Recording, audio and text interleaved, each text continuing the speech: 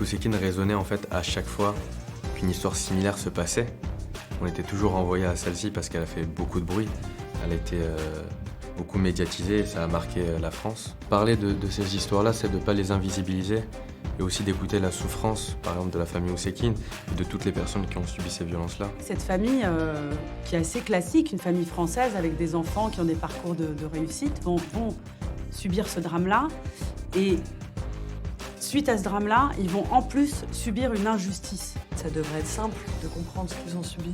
Et on se questionne de pourquoi est-ce qu'à cette époque-là, on n'a pas voulu entendre ces choses-là. On a voulu presque mettre la faute sur Malik pour sa mort. Ils ont dû justifier qui était Malik, que c'était quelqu'un d'éduqué, que c'était quelqu'un de joyeux, plein de rêves. On a dû le justifier pour que les gens comprennent la tragédie, l'injustice de cet événement. Avoir la connaissance de notre passé, ça permet aussi d'essayer de comprendre ce qu'on n'arrive pas à faire au présent.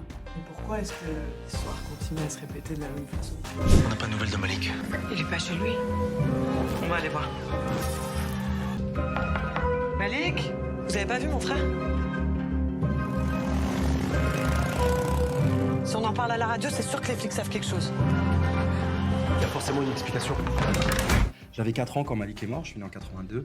Depuis l'instant où j'ai entendu son nom jusqu'au moment où j'ai pu creuser un tout petit peu la question et de savoir qui était Malik Oussekine, qui était sa famille, il y avait quelque chose qui me liait à cette histoire, qui était, je crois, à l'endroit de l'injustice, évidemment, à l'endroit de la violence, et aussi, ce qui m'intéressait aussi beaucoup, c'était la maman, c'était la mère, et les frères et sœurs.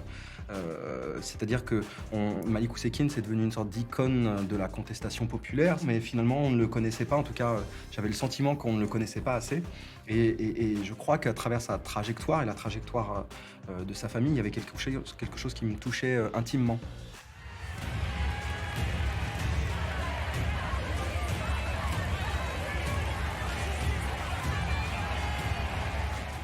On avait tous besoin, je crois, de savoir qu'ils étaient avec nous.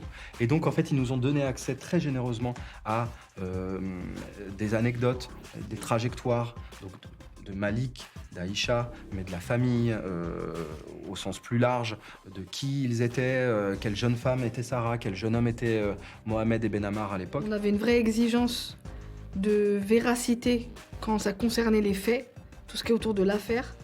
Et que notre autre exigence sur la narration et sur l'aspect fictif, c'était une exigence d'authenticité. Donc il y avait la véracité et l'authenticité.